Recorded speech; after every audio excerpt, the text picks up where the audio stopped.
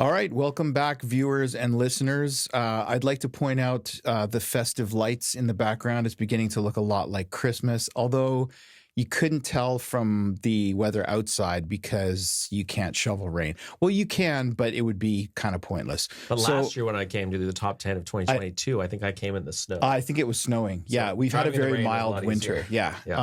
So let's raise our glasses and cheers. Happy holidays, everybody. Some lovely dark matter that Mike brought along with him. So, if you're from British Columbia, then this is like one of the best craft beers you can find. It's so good. Yeah. Okay, so welcome, and this is kind of a special episode. Hopefully you've just listened, just had our season finale for season 4 with Jay of the Dead, and that was the corpse of Anna Fritz. That was a fun episode to do, and he was a really great guest. So good. We wanted to do our top 10 of 2023. And there'll be some interesting things, I think, that we'll discuss this year. We've also got a couple of added bonuses that we want to talk about this year. And if you didn't see our list last year, so we've not seen each other's lists. Exactly. So it's a complete surprise. And it's, I think, worth noting these, I think, are our top 10 personal favorites, right? Not necessarily like the best. Yeah. I mean, although mine kind of follow IMDb, there's definitely some variation in things that I found that I liked more than they had put on their list. I think the other thing that I wanted to mention, I'm kind of proud of this, although I'm not sure that I should be proud of this. I've had a good year for watching. I've seen 128 films this year. Right. All horror? No. Oh, okay. But 54 of those were full-on horror films. Nice. And 30 of those were the top 30 films in the Rotten Tomatoes list, which is where our list comes from, which was the other thing that I want to mention. And 25 of those were Saw films, probably. Exactly. So this is not Rotten Tomatoes list is not the best list, but it's the one that we've been using. And so some of the things, depending on your geographic location, may have come out in late 2022, but we didn't have access to them until 2023. So they show up on the Rotten Tomatoes list for 2023. So no nasty comments about that wasn't fair. So are we in agreement? This is like we'll mention the film and we'll probably mention like a synopsis, but no spoilers. No spoilers. Yeah, okay. So I have a brief synopsis, the Rotten Tomatoes score, and then just a few thoughts on why I liked it. But okay, perfect. There'll be no plot spoilers, so you can watch this in confidence. No, we will not spoil anything. Yeah. Okay. So why don't you start with kind of like some general thoughts about the movies this year? Yeah. So we've just had a banger last couple, almost a decade now, I think, of really good years for horror. I think this was a good year for horror. I don't know if it was a great year for horror. I agree. Of all the years I can think of since like 2015, I feel like this might be one of the weaker years. I do think it was a good year for franchises. Yes, I have that too. Yeah. Like the new Scream film was good. The new Saw film was good. The new Evil Dead film was good. The Exorcist film was contentious, but I think it was decent. So for franchises, I thought it was good. I think it kind of lacked the really great films. And there was a lot of films that I thought would be good and maybe ended up disappointing. So I think it was an okay year for horror, but I think it wasn't as good as the last 7 or 8 years. Yeah, it's funny because I've kind of felt the same thing. I was looking at my list going, okay, there's some really good films on here. And I had those 3 franchise. Well, I didn't say anything about The Exorcist, but Fair. Saw, Scream, and Evil Dead I thought were really strong like reboots for the franchise. And then there were a couple, I won't mention the names because they show up on my list. There was a couple of kind of new and interesting ones that ended up on my list. And there were quite a few, I don't know if there was more than normal amount of horror comedies. And I'm not averse to that. We've talked about it before, but it's a hard balance for horror comedies. None of those made my list. Oh, my list usually has 1 or 2. Yeah, so none of them made it, although some of them probably could have been close. I was saying to Mike earlier today, we were messaging, and I've been second guessing. Like I thought I firmly had my list weeks ago, and I'm like, and then I've watched a few movies and updated my viewing. It's like, okay, I think that's going to knock that one off. That's going to knock that one off. And I was still second guessing my list today. I finally finalized it today, and I'm feeling pretty good about it. But I think there's always ones that could knock them off, I think. Yeah, the top of my list is very solid. It was easy. It was kind of the 8, 9, 10 slot. There was a lot of contenders that could have made the list, could have not made the list. But the top of the list was actually very simple to make. How do you go about making your list, just out of curiosity? Well, this year, because I was watching films right up to very recently, I kind of had an ongoing list. And I started probably 2 months ago with the ones that I was pretty confident were going to be on the list no matter what. Mm-hmm. And I had a list of about 13. And then in the last couple of weeks, I've added a couple and then knocked a couple off. And then again, I kind of had a sense of, okay, these are going to be top 5. These are probably going to be bottom 5. And then how was I going to massage that list? Right. And for some of them, you're going back to like almost a year ago that I saw them. So I had to kind of refresh my memory a little bit. And it's like, okay, yeah, but that was really good. And I like that. Yeah, you almost try to not recency bias, like the films you've seen. Yeah, because there were a few really good ones at the beginning of the year, but sometimes it's easy to forget about them. Yeah. I think there were some films this year too that were very contentious and polarizing in terms of like some people really loved them and other people really hated them. So I'm curious to see if some of those might maybe make your list. I use a website called PubMeeple where you put in all your contenders. So I put in about 15 films, and it just gives you, do you prefer this or this? This or this? Oh, interesting. This? And you go through this exercise of about 50 different pairings, and then it makes your top 10 based on like an algorithm. Wow.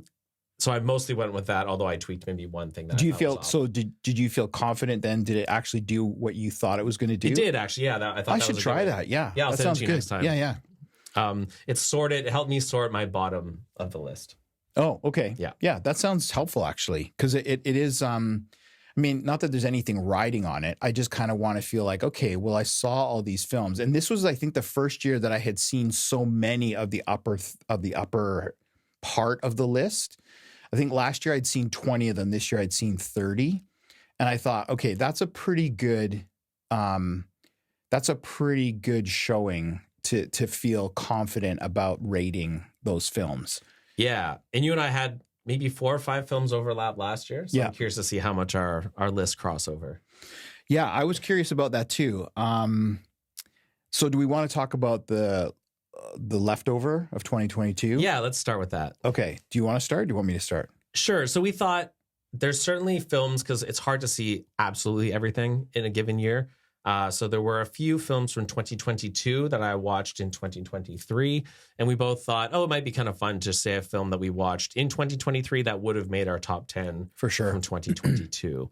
So for me, this is one of the best movies I saw all year. Certainly, it would have made near the top of my list of 2022, and that was Speak No Evil.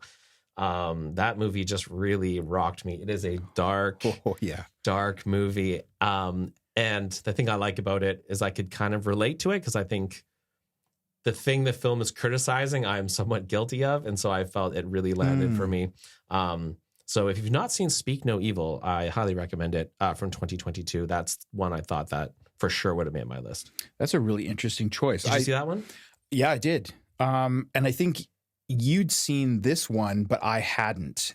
So I chose Menu. Okay, I thought you might pick that one. Which we talked about this on our episode that we did on Menu with Francois, and I don't know why I avoided it, because the cast was so good.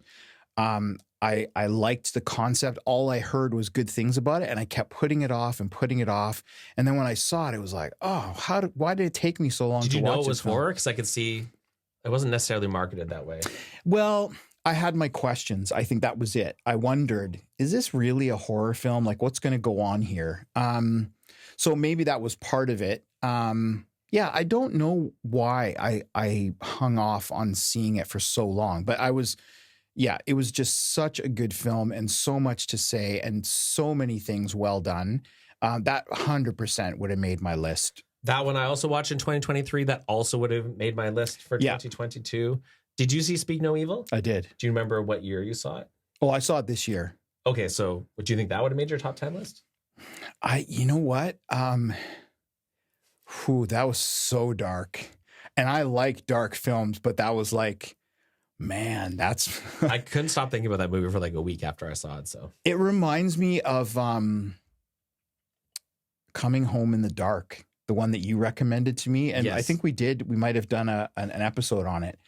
But the same thing, it was just like I felt so heavy and just bagged out at the end of that film. It was like, oh my God, that was such a ride. And it was just relentless. yeah, it's like a punch in the gut. Yeah. But it's really well done. So yeah, check it out. Yeah, 100% check it out, because if you're a fan of the genre, I think it's a punch in the gut, but it's so understated that you'll just be, blown away by it. So yeah, 100%. And if you haven't seen Menu, it's so good. Both so worth good. watching.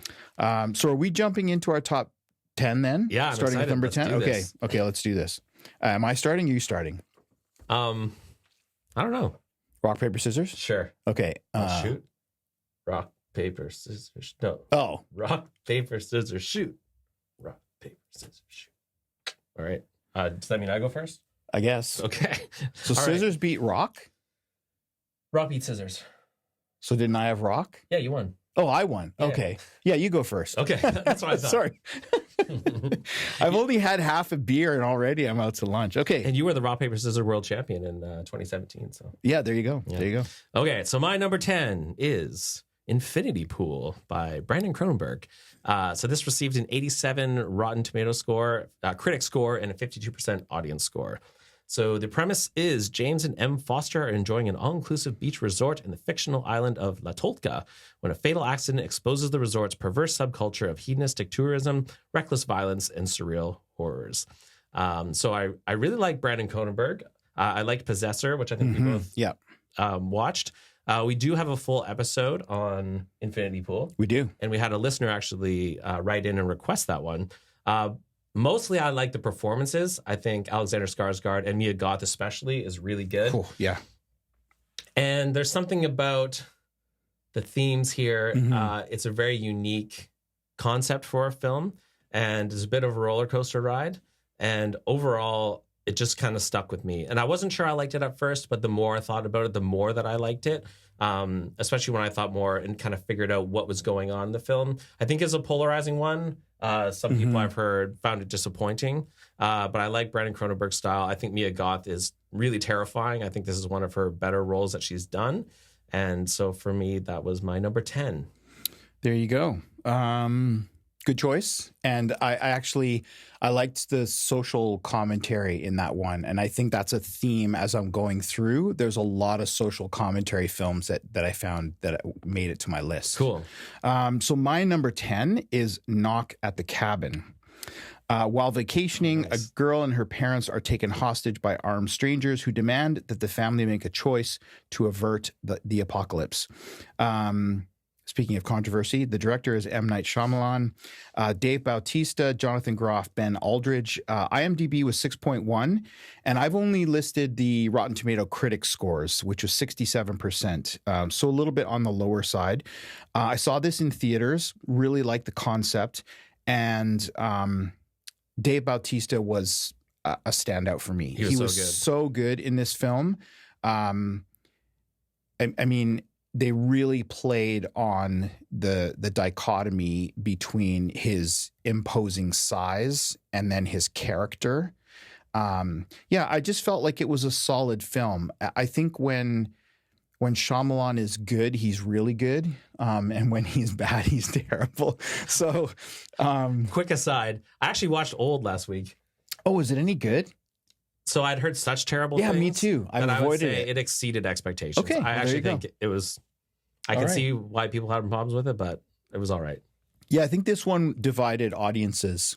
I liked it. Is this a film that, did you think this was going to make your top 10 when you watched it? Or No. did it kind of percolate and It percolated, and it was below 10, and then I had to look at a couple of the other ones that I had at the bottom, and I just thought, I don't know if it was as strong as this one. Like the performances were really Dave good. Bautista was really good. Yeah. I liked the concept. I liked the ideas he was playing with. So yeah, so I bumped it up to I think number generally 10. speaking, you and I are both Shyamalan fans as well, right? Yeah, I do like most of his stuff, Yeah, a me lot of his stuff. Even like I've said to you before, Lady in the Water, which a lot of people hated, but I really liked some of the things he did with that. So Nice.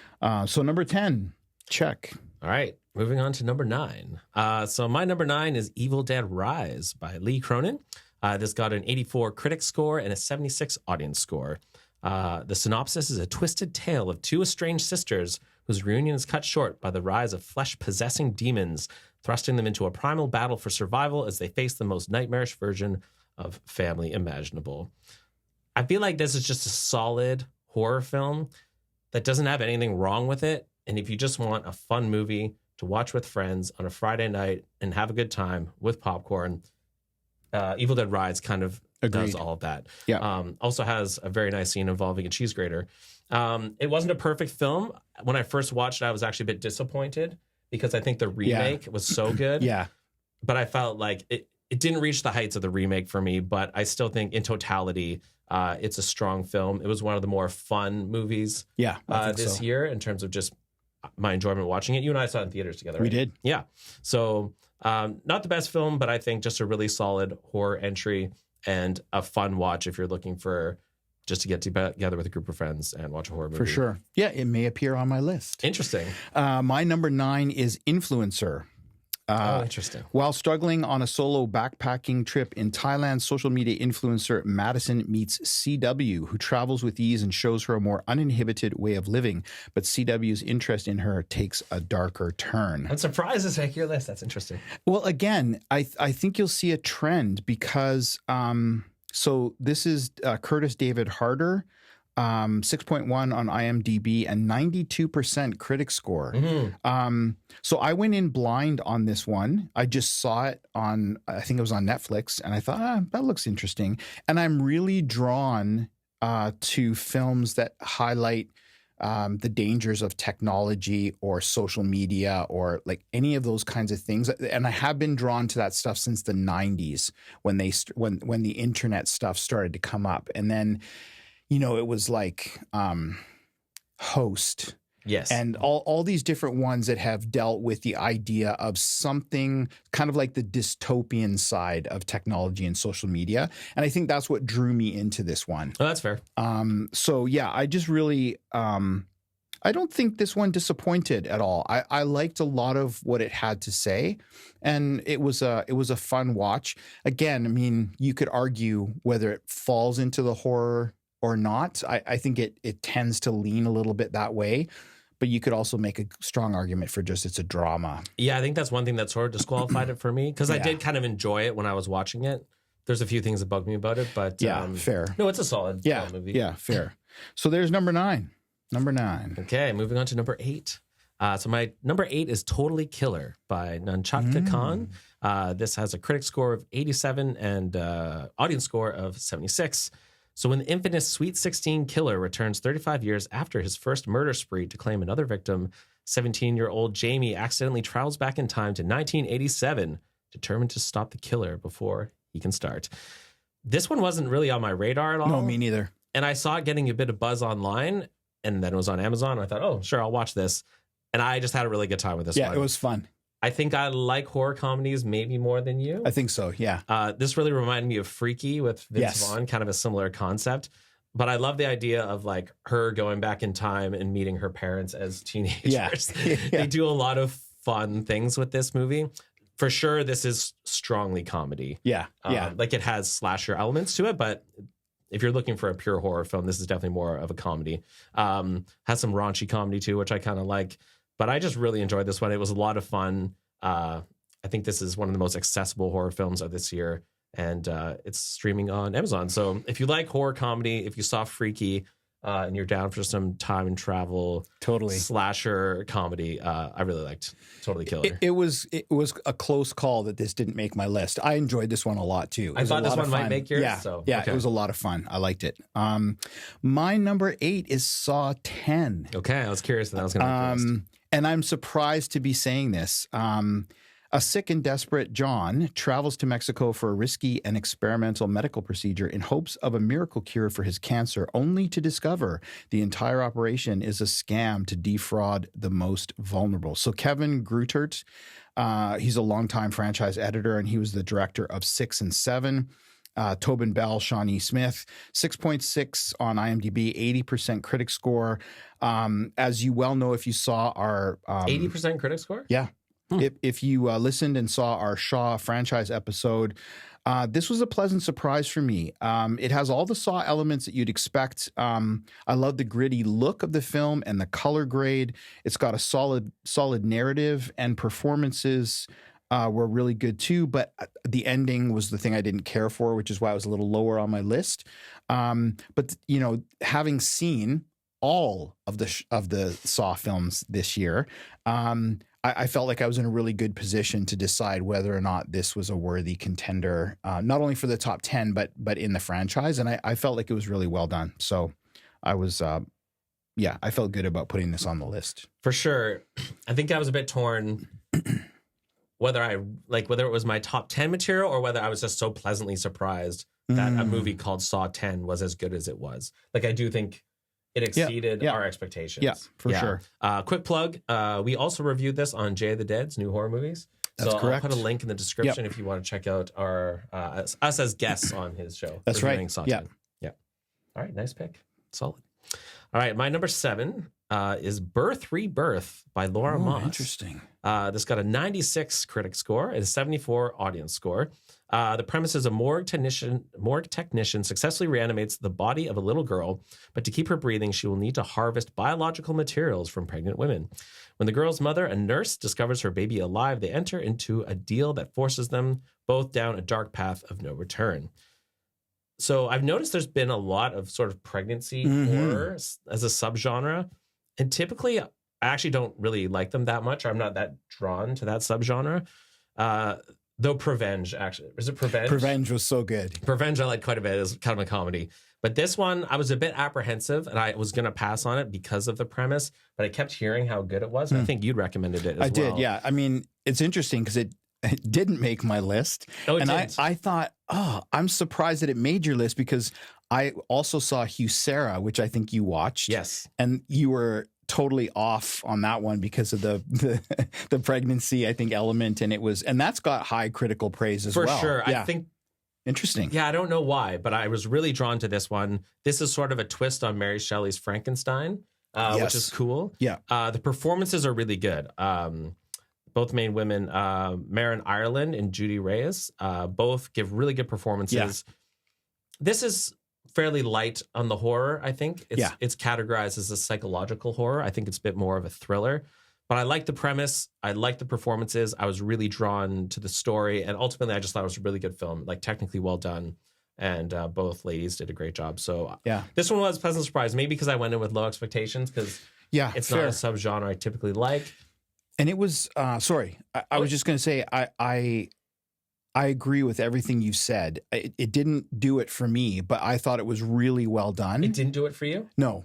I didn't. Well, it didn't make my list. Right, but you liked it. Oh, yeah. I thought it was well done. The performances were really good.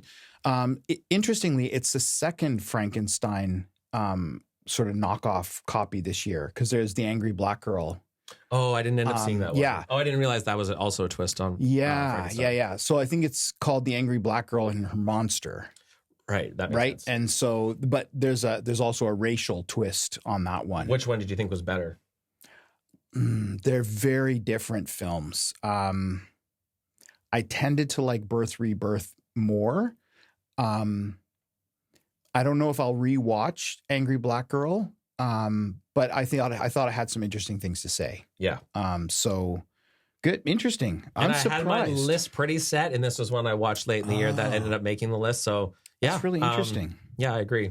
It's not what I would have anticipated making my list, but it's on Shudder, I think. Birth Rebirth. It is. Yeah. All right. Well, my number 7 is Sick. Ah, nice. Due to the pandemic, Parker and her best friend decide to quarantine at the family lake house alone, or so they think. So this is John Hyams, Gideon Adlin, Bethlehem Million, Dylan Sprayberry, 6 IMDb, and 87% critics. So again, I thought there was some really interesting social commentary on this one. I think it's a pretty smart slasher with some twists. It's got some good jump scares. It's got some good kills. I just thought that it was really, again, this flew under my radar, and I saw it and I thought, I'm not sure about this one. I think I recommended this one to you, didn't I? Maybe. And this one was pretty early in the year. It was early in the year. I didn't see it till maybe mid or late in the year. But I really like this one. And like I said, there's a bit of a theme in my choices about films that have social commentary or, like this. I mean, I don't really want to remember the pandemic, but this one certainly, I think, had some interesting things to say about how we behaved and how things, panned out in the pandemic. So that appealed to me. I really like films that take a critical look at how we behave. And when you add the horror element, and kind of take it to an extreme, that's just an added bonus. So yeah. And you said you didn't have any horror comedies on your list. This one has comedic elements. Yeah, there are elements. Yeah, but not in the same way as like Deadstream or Totally Killer, which I think are way more comedy. But yeah, it does have some lighter moments for sure. So we're almost halfway through our list, and we have no crossovers yet. Well, no, not yet. Not yet. But we do have some for sure. But yeah, that's interesting. Okay, so moving on to number 6. Mm-hmm. Okay, 6, nice pick. My number 6 is Attachment by Gabriel Beer Giselson. Sorry if I butchered that name. This has a 95% critic score, 60% audience score. And this is Maya, a Danish has-been actress, falls in love with Leah, a Jewish academic from London. Leah suffers a mysterious seizure, and Maya returns with her to London. There she meets Leah's mother, Chana, a woman who could hold dark secrets. So much like the pregnancy subgenre, I've also noticed a prevalence of Jewish sub-themed horror in the last few years. Yeah. And this is one that stood out to me. I think we've had so many films that kind of deal with the Christian religion, whether it's Catholic priests or exorcisms or crosses. So delving into the Jewish mythology, I think, is refreshing. This is also a foreign film, and I've talked before. Something about foreign films they feel fresh or unique compared to like your Hollywood formulas and cliches, and really good performances here, particularly the lead. So this was one that came out early in the year, but it kind of stuck with me when I watched it. And I think this is one that's going to make my list, and it stuck on my list. So Attachment, Jewish horror. It's a bit lighter on the horror, I suppose. It's actually billed as a horror romance. Yeah, I'd say probably it's more psychological horror than anything. Yeah, but we've had The Vigil, The Offering, just quite a few movies I've looked at Jewish mythology, and so I kind of like those as just something different. Yeah, I actually liked this film as well. I think we talked about this after I had seen it. It didn't do it for me in the same way it did for you. I found the pacing was not quite on for me, and I liked the ending probably more than I liked other parts of the film. But well done, and I think it's worth seeing. It didn't make my list, but it was definitely one of the ones that I thought, I think that was the problem this year when making my list, is that there were quite a few decent films, like quite a glut in the middle, but nothing really stood out and I mean, there are a couple for me, obviously, because I made my list, but there weren't as many as there were previously that made it hard. That's a great point, and I think that's how I also feel about the year, is that there was a few greats, but then there was a lot of decent, kind of like 7, 8 out of 10. Yeah, exactly. 7, 8 out of 10. But so this probably falls in that category. But for me, it was one of the more enjoyable ones for the year. So that's Attachment. Yeah, that was pretty good. Good choice. So my number 6 is Scream 6. Oh, wow. I know. I thought that would surprise you. So in the next installment, the survivors of the Ghostface killings leave Woodsboro behind and start a fresh chapter in New York City. Directed by Matt Bettinelli-Olpin and Tyler Gillette, Courtney Cox, Melissa Barrera, and Jenna Ortega. I saw this in theaters, and I really liked it. 6.5 IMDb, 76%. You saw this in theaters? In theaters. Wow. Now, interesting because, and this won't be a surprise to Mike. I was hesitant about the franchise reboot last year for Scream 5, Scream, because I really am a big fan of the original, and I thought, nah, they did a pretty good job with the reboot. I thought So you liked Scream 5? it was okay. Okay. I like 6 better. Yeah, that's interesting. Okay. And I think I enjoyed it more. I think there's solid slasher stuff going on that you'd expect, but I also think Barrera and Ortega are a really good combination. Totally. Yeah, I don't know what it was. There was something about this film that I really liked. For me, it really exceeded expectations. Like I thought, oh, here we go again. Like Yeah, we're milking totally. the franchise. We're gonna have another series of Scream movies. So I almost watched it thinking there wasn't much else at the time to watch. And I was pleasantly surprised. I'm like, wow, this is a surprisingly strong Scream film. I guess I'm just surprised that you put it on your list. But I agree. I do think it's good. Yeah. I thought this one would surprise you. It surprises me a little bit because I'm not. I mean, well, I was going to say I'm not a big fan of reboots, but it's often because they're not very good. Because in season 2, we did our Scream remake versus original. I seem to recall you being kind of lukewarm on the reboot. Yeah, I wasn't super stoked about the reboot, but I think it Requel. I think it grew on me a little bit, but then this was just really solid. Mm-hmm. It had reestablished, the Scream premise, but then gone in a little bit of a different direction. And then, I don't know what it was. I just liked this one. I could see rewatching this one a few times like I have with the original. And look forward to the sequel next year. Oh, wait. No, never mind. That one got canceled. I know. Never mind. Yeah, there's some drama can you behind do? the scenes. Yeah. And that's probably not going to happen anymore. All right. Too bad. Good pick. Yeah, we haven't. I was just surprised. No crossover No yet. We're on crossovers number yet. 5. Number Holy 5. cow. I know. I'm shocked. I thought we would actually have a lot of crossover. I almost thought this would be boring for the audience because you and I would just Yeah. have all the same picks. So you've had some Birth Rebirth surprises me. Mhm. Yeah, that's interesting. Okay, you're number 5. All right, my number 5 is Cobweb by Samuel Bowden. Only a 58 critic score, but a 71 audience score. This is an 8-year-old boy tries to investigate the mysterious knocking sounds that are coming from inside the walls of his house, unveiling a dark secret that his sinister parents have kept from him. I think this movie was just a very pleasant surprise for me. And stylistically, it felt very refreshing. It's doing different things, and the way the horror is represented just felt really fresh this year. I'm also really drawn to this idea of when parents are the ones you should trust the most to protect you, and they end up being the threat to you. I always find that kind of scary. And so movies that play with that idea of it's the parents that you have to worry about, potentially. So I like that one. Great performance by Woody Norman. He's the kid. He was also the boy in Last Voyage of the Demeter.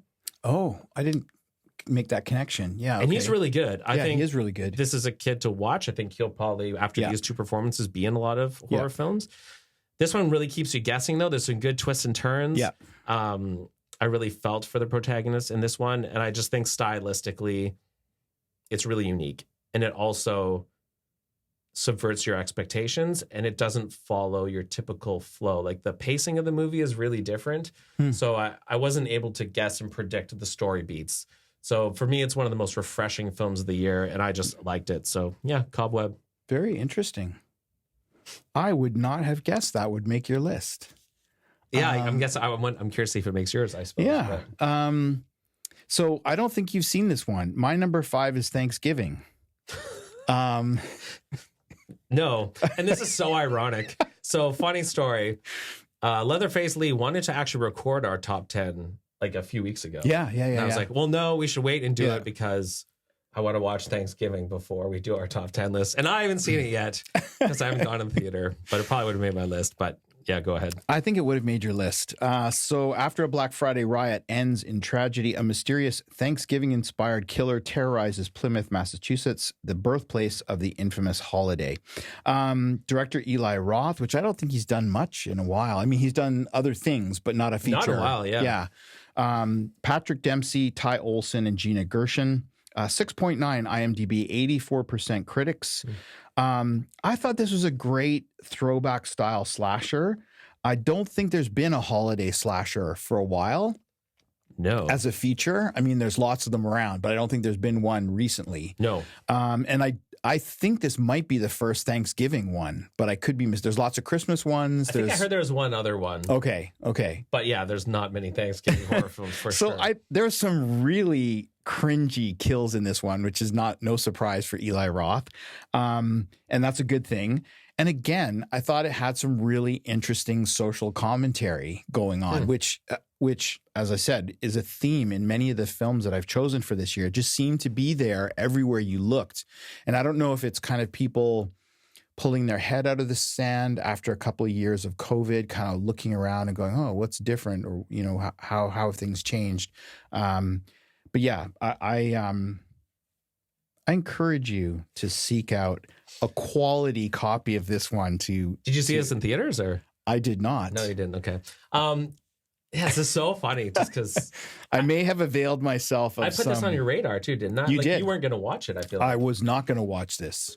And you've seen it, I haven't. Yeah, So there you sad. go. That's one of my biggest regrets this year is not seeing Thanksgiving. Yes, and it should be a big regret for you. So there you go. I love Eli Roth too. Like, are you a fan? Yes, I mean I like a lot of the stuff I think. The Cabin Fever. You seen Cabin Fever? Yeah, I have. Love Cabin Fever. I like Hostel. I don't think he's aged well in the sense of. He's in your top 10. No, I know. But I think in terms of, like, for example, if you go back and look at Hostel and probably, although I haven't seen Cabin Fever for a while, there's a lot of bro stuff going on in his films. So politically correctly, he hasn't aged well. But yeah, I do like his stuff. I'm not a huge Hostel fan. If you go back and watch it as a black comedy, I think it's great. Yeah, we've not had that conversation. You've mentioned that a few times. I don't see it, but I'd be interested to see it. Like maybe we should watch it together and you can like do a director's commentary, but just live. We can do it that way. And this was cool because if you saw Grindhouse when it came out, the double feature with, so they had a bunch of fake trailers. That's right. Like in that Grindhouse style. And Thanksgiving was one of them. And so they took that trailer and made it into a full movie. That's pretty cool. So, yeah. Really excited to see this movie. Yeah. So there you go. Cool. Put it on your list. I'm glad I made your list. That's good. All right. Number 4. Yep. You might be shocked by this one. I don't know. So my number 4 is one we reviewed in season 4 with Amy the Axe Murder Aisles. And this is Megan by Gerard Johnston.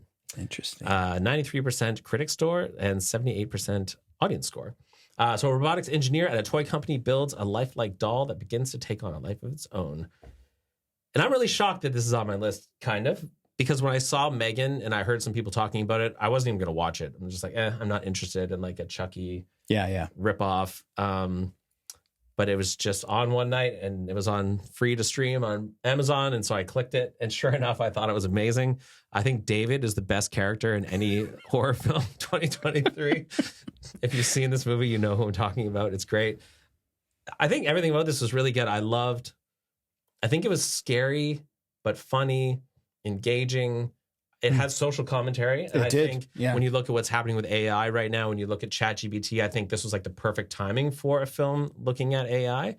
And David's got some great lines. We're going to kick Hasbro right in the dick.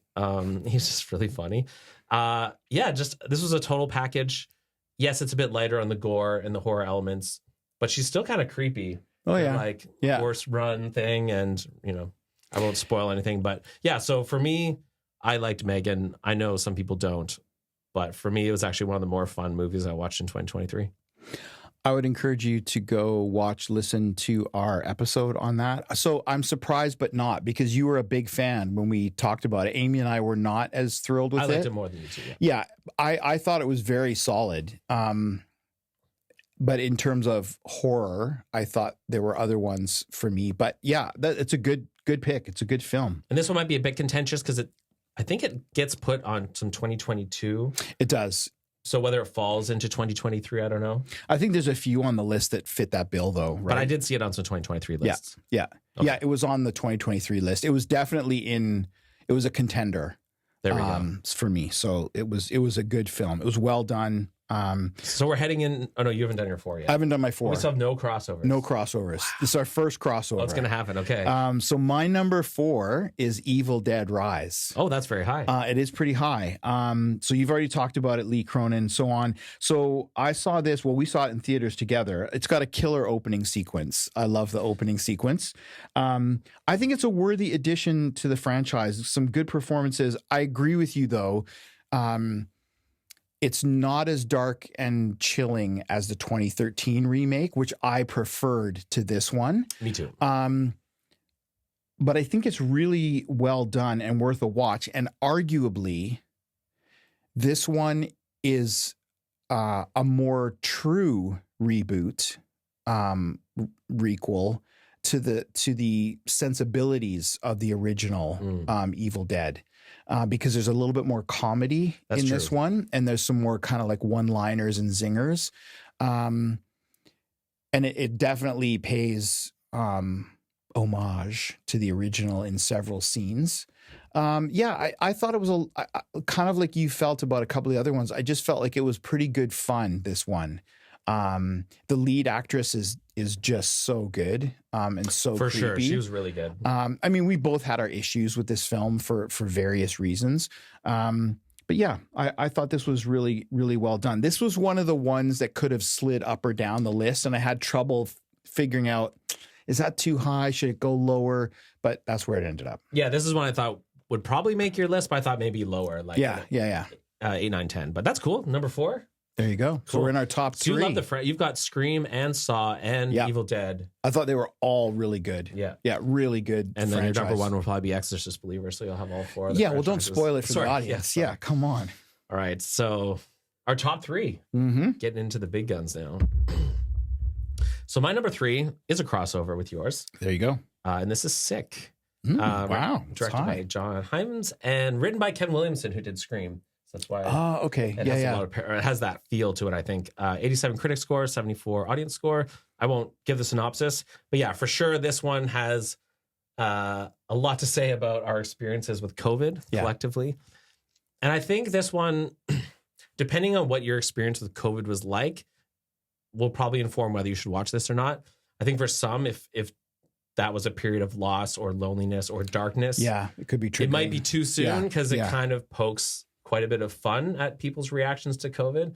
But if you're okay with that, if you're ready to kind of look back and kind of make fun of everybody during the pandemic, this one's really good. Yeah. As a slasher, it's great. And then the social commentary, I think, is really good. And I think this might have the single funniest scene in a film in 2023, which I won't, but it's so good. Like, I was laughing out loud. It involves a car. Okay. Yeah. It's like, to me, that was... Once I saw that scene, like, this is going on my list, I think, for sure. Yeah, so I really enjoyed that. So if you like Scream, if you like slasher mixed with a bit of comedy, mixed with some social commentary, I think Sick is a must-watch. And for me, is one of the best films of 2023. This has been an interesting year for our list because last year, I remember we were fairly close, like 1 or 2 off, like my 6 was your 7 or whatever. But this year it's almost reverse, where I was higher on the ones you had lower and you were opposite to me. Where was Sick for you? Number 7, I think. Okay. So a little bit lower on my list. And again, crossover, because you had this lower on your list. My number 3 is Infinity Pool. Oh, wow. That is high. Okay, cool. I really liked this film. I've been hit and miss with Brandon Cronenberg. I really liked Possessor like you did. This one ticked a lot of my boxes. There's some really like surreal psychedelic stuff going on, which kind of like Mandy, I think I talked about when we watched this. That's a good comparison, yeah. So there were some Mandy-like sequences in there, but there's also some body horror. And there's some really like head shaking, like what is going on? There's enough guessing and twists and at the end where it's like, I wasn't sure where I stood as an audience member. I always like Alexander Skarsgård, but Mia Goth is terrifying in her ability to go from like something quite coquettish to something super abusive and aggressive. I mean, and when she gets to that abusive, aggressive, she is terrifying. Was this our only film from 2023? Was Pearl a 2022 release? Yeah. Yeah, must be then. And I thought the third one was going to come out this year, but I guess it didn't. Yeah. Yeah, I mean, she is a powerhouse. As a physical actor, her physical presence and her facial contortions, her anger and her rage, it's just, yeah, I typically, and I think this is the sexism of the industry, I think you typically expect to see those kinds of performances from men. Although in the last few years, you've had Hereditary, Collette. Oh, Toni Collette. Toni Collette. Yeah. Like there have been some standout performances and those visceral, angry performances. And this was one of them. Like, I just thought she was so good. But I think what intrigued me about this film is that it's just so weird. It's kind of like Mandy. Like, I really liked Mandy, but for many of the similar reasons. Yeah. It's just a weird kind of out there film, and it's just so different than everything else. And I think that's what we liked about it, but I know it turned some people off because it was a bit too out there. Yeah. That really intrigued me. So when we reviewed this, I know you liked it. I maybe didn't think that you liked it this much. Is this one that kind of grew on you over time? I think so. You liked it this much when we reviewed it originally. I don't think I liked it as much. I definitely appreciated the performances, and I think it's. I'm just trying to remember if I've gone back and rewatched it. It would be a good one to rewatch, I think. Yeah. I think just thinking about it and thinking about the things that happen in the film, and I watched a couple of snippets of it again, and I just felt like, yeah, this was a really good. It was just so different. It wasn't your usual thing, but there was some creepy, like the masks were super creepy, and just some things going on that made me, when I compared it to the other ones on my list, and I thought, okay, how is this in comparison to the other ones? Is it fresh and original, and are they doing different things, but are they still scaring me? And there was all that social commentary. I think in hindsight and in retrospect, I really appreciated it. Yeah, it's a great pick. And it makes me even think like, oh, maybe I should have put it higher on my list. Just hearing you talk about it. Have. Yeah, it's a good one for sure. All right. Number 2. So we're so getting there. I know our top 2, I'm almost sure are going to be the same. Oh, interesting. And I think most horror reviewers, probably their number 1 and 2 are going to be the same. But I'm really curious to see in what order you pick them. Maybe I'm wrong. Okay. But I just, I had a really hard time deciding between my number 2 and my number 1. It was definitely a battle. I think part of it, my number 1 I saw in theaters. My number 2 I did not. And I do feel like there's something about, and actually some of yours, gave it away. I did, for you anyways. But I do think some of yours too, you mentioned you saw in theaters. Yes. I do think that maybe has an impact on how much you enjoy it. I think so. Yeah. Unless you're surrounded by drunk teenagers, and then maybe it has the opposite effect. Yeah. But anyways, my number 2 is When Evil Lurks by Damien Rugna. This has a 98% critic score and 81% audience score. In a remote village, 2 brothers find a demon-infected man just about to give birth to evil itself. They decide to get rid of the body, only to end up unintentionally spreading chaos. So this film kind of rode in to save the day of 2023, I feel like, at the end of the year. Came out in November. Yeah, I think so. Or maybe late October. An Argentinian film. And the evil in this film is palpable. Yeah. Just the sense. I love that in movies. This kind of reminded me of The Sadness in terms of just how dark and where it goes, and the intensity, and just feeling kind of like guilty or gross watching this movie. Some of the scenes are really intense. There's some nasty body horror in this one. Oh yeah. I think I didn't maybe feel as connected to the protagonist in this film as I did with some of the other ones, but overall, this film is just pretty nasty. It feels pretty evil and dark and twisted, and it's really good. I talked to a few people who are kind of fringe horror fans, and they were like, "No, I'm not. I can't watch that movie just based on the trailer." Yeah. So I really liked When Evil Lurks. I definitely considered it for my number 1 spot. I think it's one of the least accessible horror films. I mean, this is for like the hardcore. Yeah. If you're kind of a fair weather horror fan and you like stuff like Megan. This is not or Totally Killer. You might want to stay away from this one. Yeah. This is for your like hardcore. If you like Terrifier and the sadness and stuff, then this is probably the movie for you. But yeah, if you're a hardcore horror fan, then I think you will love When Evil Lurks. Agreed. And my number 2 is Talk to Me. So we did the inverse. Okay. So when a group of friends discover how to conjure spirits using an embalmed hand, they become hooked on the new thrill until one of them goes too far and unleashes terrifying supernatural forces. So this is the Philippo brothers, Danny and Michael, directing cast Ari McCarthy, Hamish Phillips, and Kit Earhart Bruce. 7.1 IMDb, 94% critic score. Saw this in the theaters. And again, I had the same struggles. Is this a number 2 or number 1? And this was months ago, my number 1. Until I saw When Evil Lurks, that bumped it out. Winnie but the Pooh. It had been my number 1 for a long time now. I knew as soon as I saw it, this was going to top my list. Like, interesting. Yeah, it was just, it's so fresh. And despite the fact that there's some recognizable tropes, and it's a really old story, kind of the Hand of Glory sort of thing. And we've done an episode on this, I believe. Yes, that was our last episode. Yeah, that's right. No, sorry. But again, this has a banger opening sequence, some really gripping practical effects, and for novice filmmakers, like believable performances, depictions of relationships and friendships, some good jump scares, some really creepy moments. Like, this is just really, really solid filmmaking and storytelling. Because you've got all the horror stuff, but you've also got the good stuff of movie making in general. Really good practical effects, good performances, good connection between the characters, very believable scenarios. Social commentary. Yeah, like, it was just all there for me. And I had the same struggle. It's like, which one of these is going to take the top spot? And it was Talk to Me for number 2 for me. All right. So number 1. My number 1 is Winnie the Pooh, Blood and Honey. No, it's not. It's Talk to Me. You just did a good job describing it and summing up why it is so good. Yeah, it was a real battle for me, which one was going to be number 1.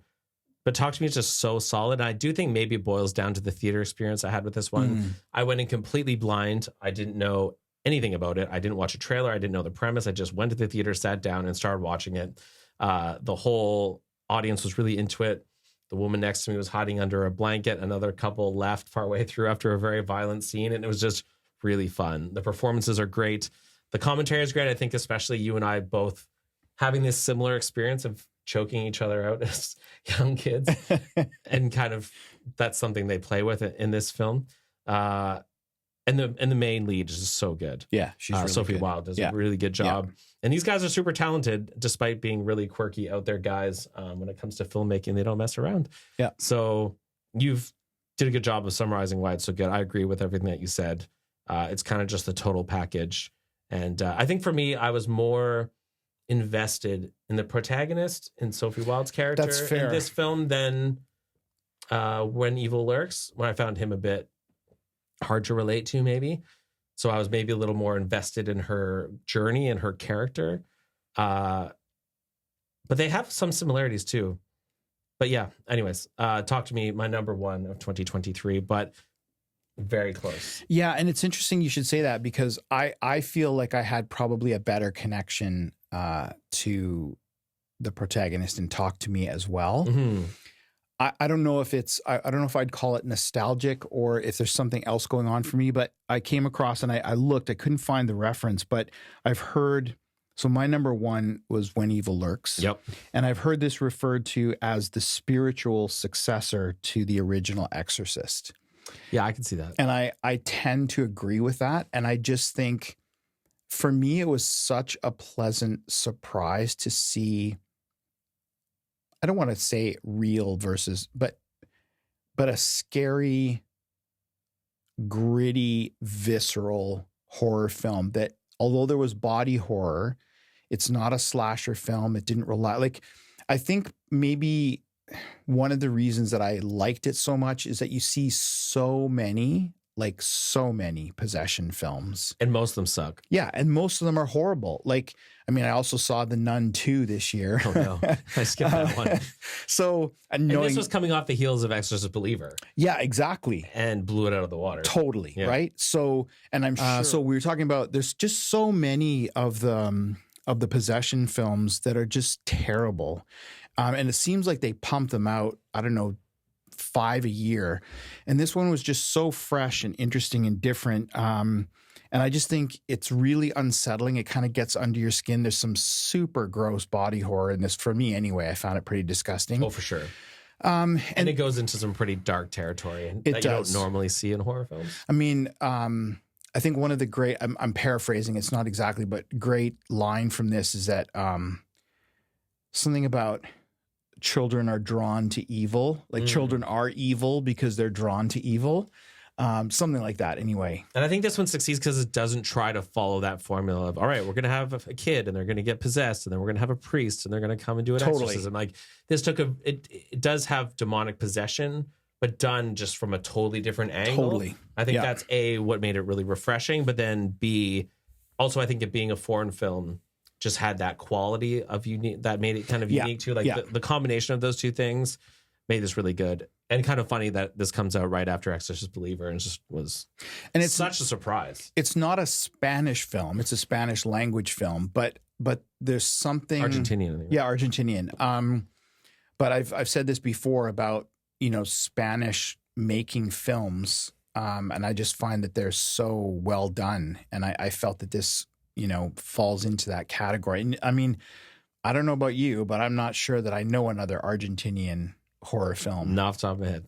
And El Conde didn't make your list? No. So what when you had to decide between Talk to Me and When Evil Lurks, what were the kind of the things that made it edge that one out? I think just how powerfully dark a film it is. Right. And when I was thinking about, although there are some really good horror elements in Talk to Me, I feel like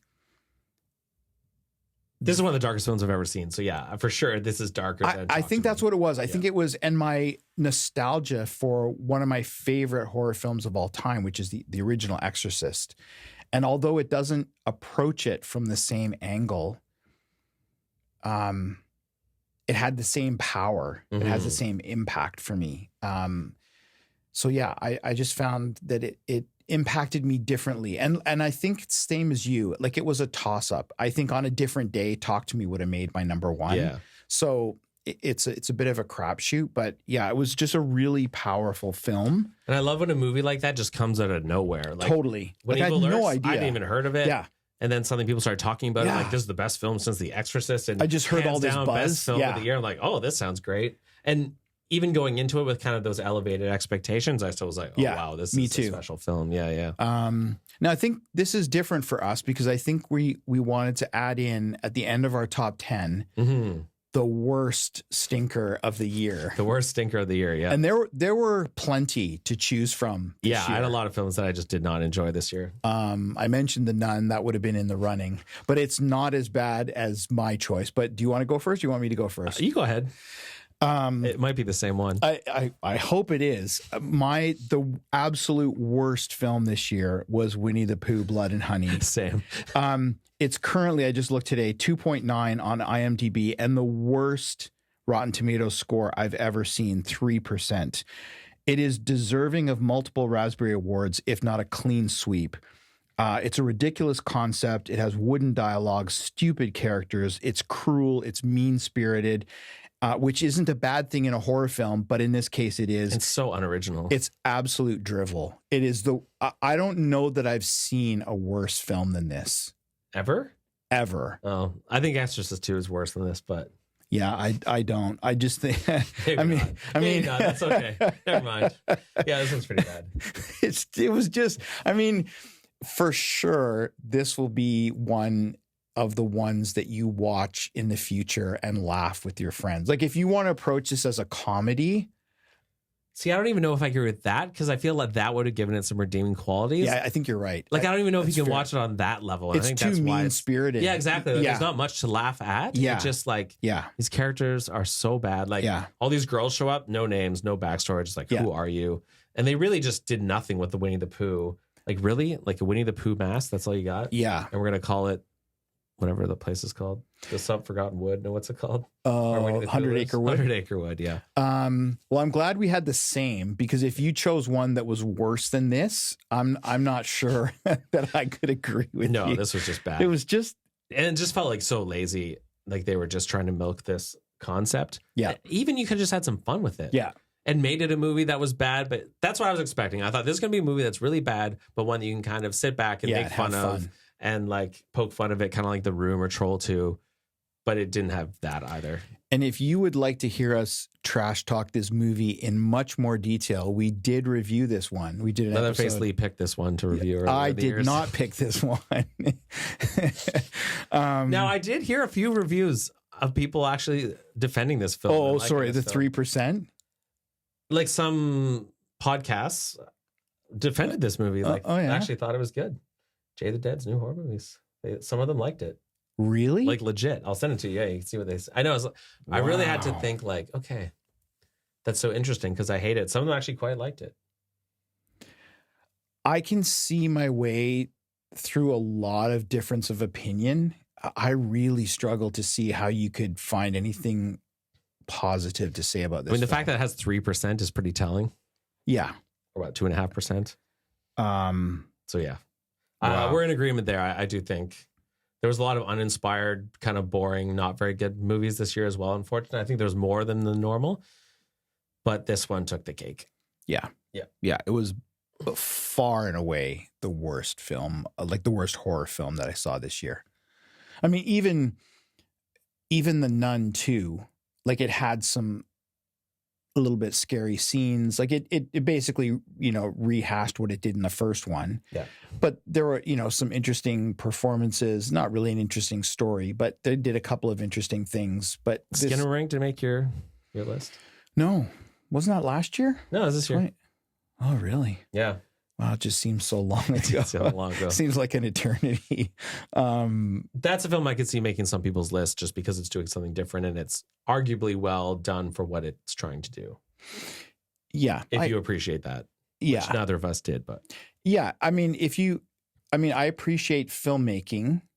I think that's why the whole reason we started this podcast. That one, again, I appreciated the approach. It was experimental. Mhm. There were just some things that didn't work for me. But maybe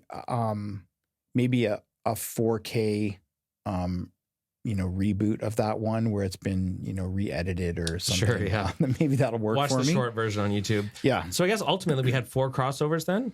We had When Evil Lurks, Talk to Me, Yeah. Sick, and Infinity Pool. Pool. Otherwise, we were all different. Yeah, we were all different. That's interesting. See, I had attachment on my list of also rans. Knock at the Cabin, I definitely considered for my. I had The Offering. Early on in the year, I'd watched that and I had that on my list. I had The Blackening, which is another Yeah, I didn't get to see that comedy horror. Again, I think we would have had Thanksgiving as a crossover. Had I I actually think got around to seeing it. yeah, I think we would have because that was I think right up your alley. I think that one. Excited for that one. Well, that's going to do I think that's a wrap for this one, but also for the year. That's season 4 That's the end of season 4. Yeah. in the can. Season 5, just around the corner, though. We have our 50th episode coming up, and we're going to do something a little bit special for that. We are so indeed. stay tuned for that. I did want to apologize that there was no Nicolas Cage films in season 4, despite my goal of this podcast of having a Nicolas Cage film every season. So don't worry, I will come through in season 5. Just want to thank all of our viewers and listeners who tuned in for season 4. If you want to support the show, you can support by liking and subscribing on YouTube or your favorite podcatcher. Also, just telling your friend is great too. Also, special thanks to all our guests. Yeah, we had some really good guests, some great episodes, a lot of fun this season. And Jay the Dead coming onto our podcast. Greatly appreciate him doing that. Yeah, highlight. Yeah. But I think we want to wish everyone a happy holidays. And Leatherface Lee and I will be back season 5. We're going to trade off picks each episode. We are, yeah. And we're going back to our previous format where we're just doing one film and it's just our pick. And we'll talk about that. And it's going to be a mix. I think probably we'll do some ones maybe recent that we haven't seen, but I've also got some backlog of things that I might want to. I'll probably pick 3 or 4 Nicolas Cage films just to make up for not having one last season. We may have a couple of guests, but certainly not a guest every episode. You know what I was thinking that we haven't done is Mandy. Mandy's good. Yeah, so that might be a good one to put on the list. I got some enthusiasm from you for a Nicolas Cage. Yeah, that was a good one. Yeah. Also, Terrifier 3 is supposed to be coming out. Is it next year? 2024 or is it 2025? Wasn't it originally supposed to come out this year? But it ran into some issues. Maybe. Oh, it's going to be late in the year. It's going to be Halloween time, I think, October. But it's a Christmas one. Oh, is it? It's a Christmas Terrifier. Oh. He's Santa. Art the Clown is Santa Claus. So yikes! Yeah, we'll have to review that one. Okay, so yeah, we're about a week away from Christmas right now, and I will definitely be doing my traditional watch of Black Christmas. Nice. Probably Home Alone as well. You know, you got to fit that in. Christmas Vacation. Yeah, I'm not a huge fan, but I know my older son is a big fan of Black Christmas, so we'll definitely watch that one. The remake or the original? No, the original. Oh, good. Which remake? Yeah, fair enough. Okay, so does that wrap it up for us? I think that's it. Thanks for watching. Yeah, thanks for watching, and we'll see you in the aisles.